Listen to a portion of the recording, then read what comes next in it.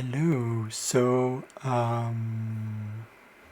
Today I wanted to talk about something specific, and I'm going to go into someone's chart that I've never done before, but focusing on something that hit me yesterday. And I wanted to actually post this yesterday, but I said, it's late. so it's about wisdom, and I saw this post and I said, okay, yeah, that's true. It was like kind of almost like a sign to show this kind of post. It's very interesting, but it's about wisdom. So it's by Oxford Boy. I don't know if anybody knows that, like Instagram poster, but it's about a rabbit and a boy and an ox, and it's very. You could almost say kind of. I guess it's like kind of like Taoist. It's almost Taoist. Yeah. And so it says, the quote is that it says, "You're a very quiet rabbit." So I think the ox said this, and then, but then rabbit said, or so knowledge speaks, she replied, but wisdom listens. So I wanted to kind of I want to talk about how when we look at wisdom in our charts, if we look at those kind of things about pertaining to wisdom, usually I like to think about where Saturn is in our chart, specifically because Saturn gives us wisdom, but in a kind of different way. It's a different kind of wisdom. You know, it's usually associated with, of course, Capricorn, but Saturn is where we tend to overcompensate because there's limits, and we kind of just like it's almost like a retrograde sort of, but not a retrograde. It's kind of like it's pulling back because it's limitations, right? Conservation. It's just kind of like hold off, hold off, hold off. Right? But it's also Pallas Athena, and to cheat here again, Pallas Athena is where we find you can say wisdom, but to be specific in my source here, Pallas Athena is it translates to psychic abilities, power as a healer. So is the female version can be the female version of Chiron. So wounded healer equates the power to the mind, spirit, and believes one should rule the body and emotions. So it's about your higher self, your wisdom, planes of guiding you towards the truth of our early plane of existence. So in the birth chart, it's what it does is Pallas Athena makes you aware of what you already know, and in the house and sign it's in, it's where we have wisdom. So it's what you already know. It's already kind of what's already there. It's kind of like digging deep in it. Pallas Athena, right? Athena was born out of Zeus's mind. You look at that symbolism. You look at that analogy. You can say analogy, symbolism, whatever, and see that that's what Pallas Athena is. So I'm going to look into someone's chart that probably many of you know, and that is Jim Carrey's. I thought it was kind of interesting because Jim Carrey has gone through this process of wisdom, and surprisingly, his sun sign was in Capricorn. Many people say that, oh, he's Capricorn, but you know, you're more than one thing, right? And keep in mind, again, I wanted to clarify this, that when it comes to all these posting about astrology, I wanted to make sure that you understand that I am not a paid astrologer. I'm not professional. I'm not formally trained. I do this for fun.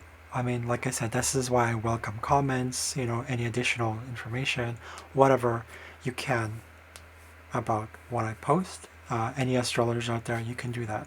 But I go with what I've experienced and know. I try not to interpret it way too much, right? But it's about the very direct interpretation, or not really interpretation, but reading of the chart.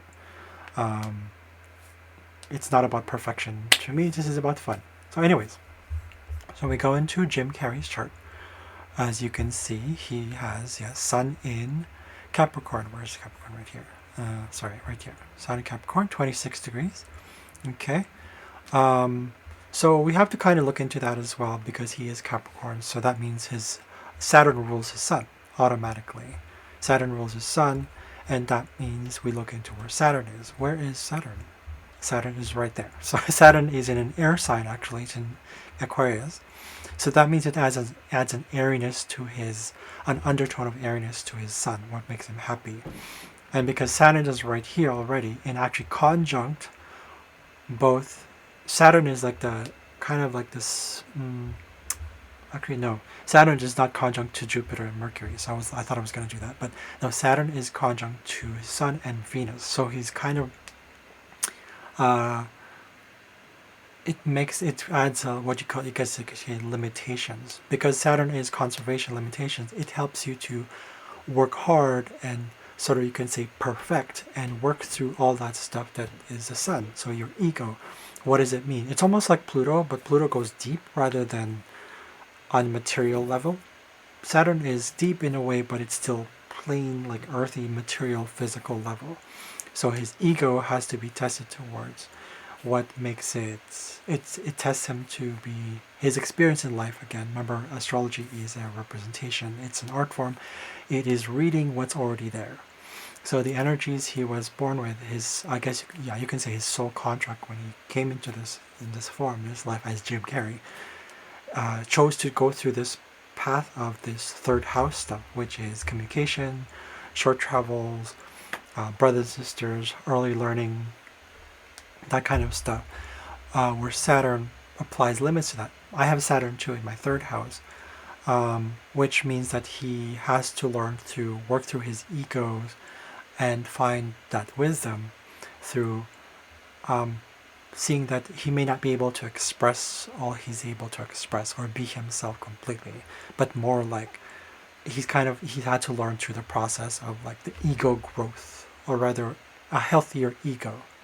But it could also be affected by the fact that it's not exactly healthy ego at first when he was younger, because especially because of I know this from Sun Capricorns, especially when they're younger, there's a lot of maturity there. So what happens is the stubbornness comes through, and this is where the ego becomes concerned, where a lot of Capricorns might think that because they are wiser, or that they have more experience, and experience through doing, experience through just getting things facts. They like to be factual. They like to be earth-based. They like to be like Earth. They like to be, this is what it is. Don't go beyond what's there. It's very Saturnian, right? So that kind of wisdom is what they like to see first in people before going beyond that, experimenting. That's more of the Uranian thing, right?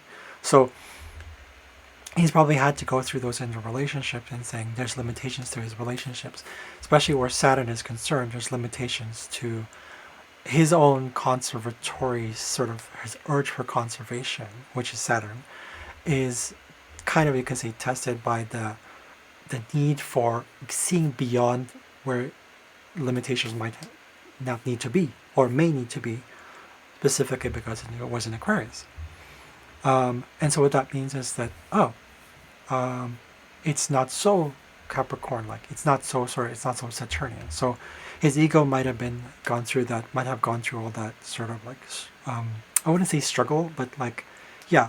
So when we go back into where the Sun is in Capricorn, in Capricorn, and we look at, actually, I want to add one more thing here, is that first we have a Sun in Capricorn, so we look into Saturn, of course, but it's also that Venus is also ruled by his Saturn, because it was in Capricorn.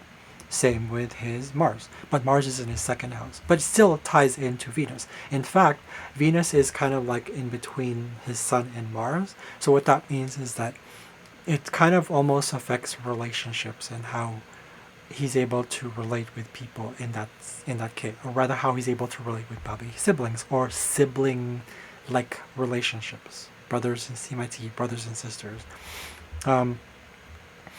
And because of Mars there's additional sort of like assertiveness, or that Martian sort of thing.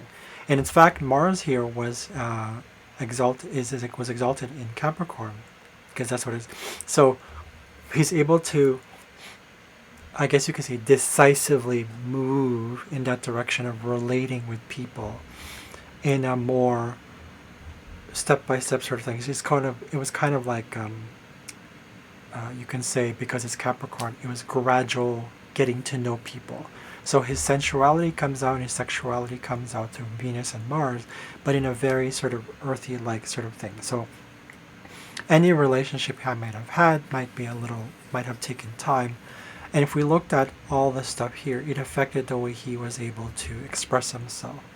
but in a very good way because they're all conjunct as well. Because he learns from that and how he relates with people.